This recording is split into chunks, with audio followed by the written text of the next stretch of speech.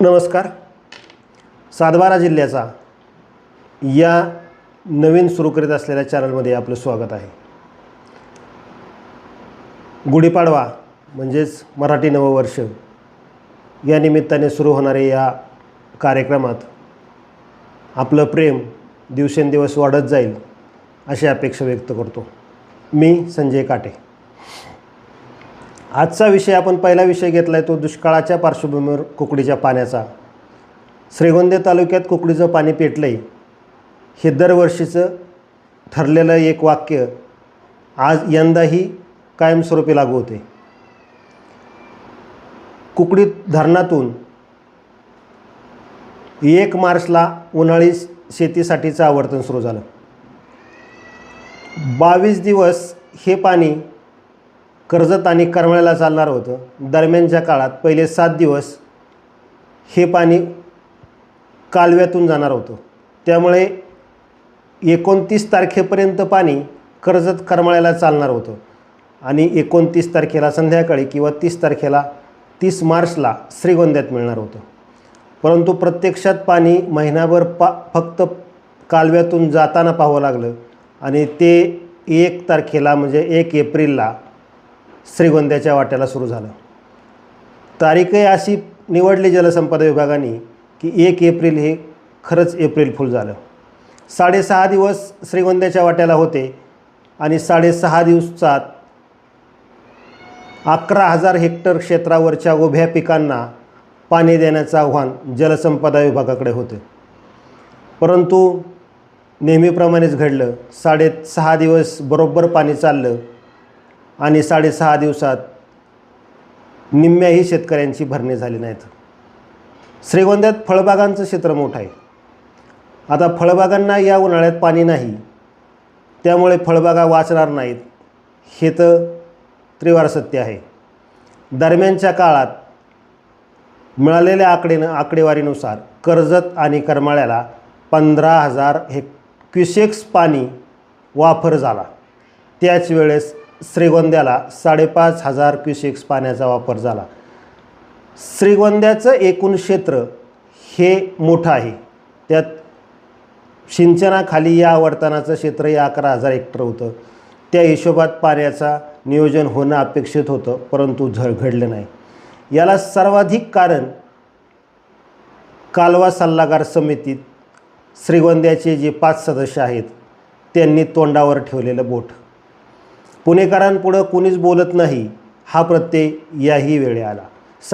जलसंपदा विभागाने 9 दिवसाचं आवर्तन करावं असा प्रस्ताव सादर केला असताना श्रीगोंद्यातील हे नेते मंडळी जे कालवा सल्लागार समितीचे सदस्य आहेत त्यांनी तिथं तीव्र विरोध करायला पाहिजे होता.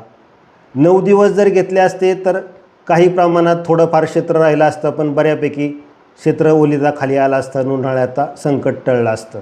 परंतु तिथं न बोलणारे माणसं नंतर सोशल मीडियावर मात्र भरपूर आनंद घेतात. पाणी सोडलं, पाणी इथं ह्या चाऱ्याला आलं, त्या चाऱ्याला गेलं, हे सोशल मीडियावरचं नेहमीची चर्चा याही वेळेत चालू होती.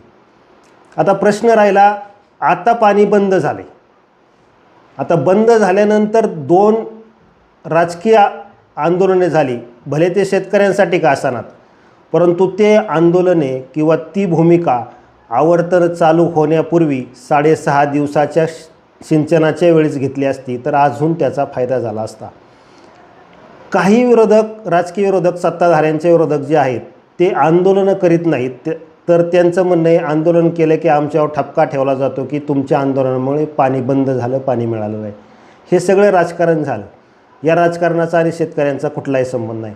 आजही जे शेतकरी जे 6.5 दिवसाचं जे भरणे झाले त्यात किती बड्या शेतकऱ्यांचे शेततळे भरले, उचल पाणी किती शेतकऱ्यांनी मुबलक प्रमाणात घेतलं आणि किती टेलचा सामान्य शेतकरी चिरडला गेला याचा हिशोब लागणारच नाही. या सगळ्या घडामोडीत सामान्य शेतकऱ्याचं वाटोळं होते याकडे राजकीय कुणी लक्ष देत नाही. खासदार आहेत सुजय विखे पाटील यांनी भांडून हे पाण्याचं नियोजन करायला पाहिजे होतं. आमदार आहेत बबनराव पाचपुते, ते दोघंही सत्ताधारी आहेत. त्यांनी या प्रश्नी कुठंतरी स्वतःची भूमिका रोखठोक मांडून शेतकऱ्यांच्या पाण्याच्या नियोजनात भाग घ्यायला पाहिजे होता. पण त्या दोघांनीही या प्रश्नी काहीही बोललेले नाहीत. अजितदादा पवार यांनी 2 दिवस विसापूरसाठी पाणी सोडण्याचं जे नियोजन सांगितलं, राजेंद्र नागवडे असतील, बबनराव पाचपुते असतील किंवा बाळासाहेब नाटा असतील, या सगळ्यांनी सांगितलं की विसापूरला 2 दिवस पाणी वाढवून दिलं जाईल. त्यात सुजयदादा विखे पाटीलही सहभागी झाले होते. परंतु प्रत्यक्षात ते पाणी मिळालं का? तर नाही मिळालं. कुकडी खालची जी परिस्थिती आहे, विसापूर खालची त्याच्यापेक्षाही बिकट परिस्थिती आहे. विसापूर खालच्या लोकांना तर पाणीच मिळत नाही. विसापूर हा पाकिस्तानात आहे का श्रीगोंद्यात आहे हेच समजत नाही. मध्यंतरी राहुल जगतापांनी एक कुकडी कालव्यातून एक वितरिका खोदली होती, ती थेट विसापूर कालव्याला मिळत होती. ती चारी खोदल्यानंतर त्यांना प्रखर विरोध झाला आणि ती चारी बंद करण्यात आली. ती चारी जर आज असती तर विसापूरचा प्रश्न बऱ्यापैकी सुटला असता. हा एकीकडे भाग असताना आता काय, कुकडीचं पाणी पुढं मिळणार की नाही? तर नाही मिळणार. त्याचं कारण असे, डिंबे धरणात 4 TMC पाणी आहे, पण इतर धरणात पाण्याचा ठणठणाट आहे. मग आता विचार करा, श्रीगोंदा हा रब्बीचा तालुका आहे. रब्बीचा तालुका म्हटल्यानंतर जुलैच्या एंडला पाऊस पडतो. मग 3-3.5 महिने शेतीला काय करायचं, हा सगळ्यात महत्त्वाचा प्रश्न आहे. राजकारण सगळे करा, मतं सगळे मागा, मतं सगळे घ्या. खासदारकीचं निवडणूक चालली, लोकसभा निवडणूक चालली. विखे विरुद्ध लंके ही फाईट ठरलेली आहे.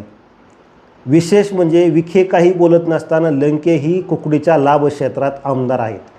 पारनेरवर जसा त्यांनी अन्याय होऊन दिला नाही किंवा पारनेरच्या बाबतीत त्यांनी मग मतदारसंघातला श्रीगोंदा असेल, कर्जत असेल, या क्षेत्रातही पाणी मिळतं का, शेतकऱ्यांवर श्रीगोंद्याचा अन्याय का होतो, या प्रश्नी लंकेही काही बोलत नाही.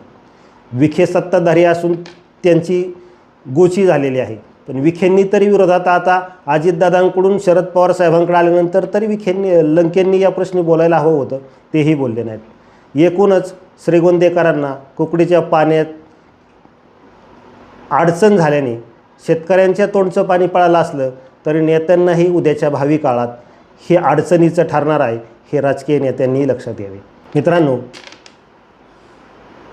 7-12 जिल्ह्याचा हा नवीन यूट्यूब चॅनल मी सुरू केला आहे. या चॅनलमध्ये श्रीगोंद्यासहित जिल्ह्याच्या राजकीय, सामाजिक, सांस्कृतिक, आध्यात्मिक, शैक्षणिक आणि कृषीविषयक यासह इतर घडामोडी मांडण्याचा मी प्रयत्न करणार आहे. आपण या चॅनलला जास्तीत जास्त सबस्क्राईब करून लाईक करावे आणि व्हायरल करावे ही नम्र विनंती. जय शंकर.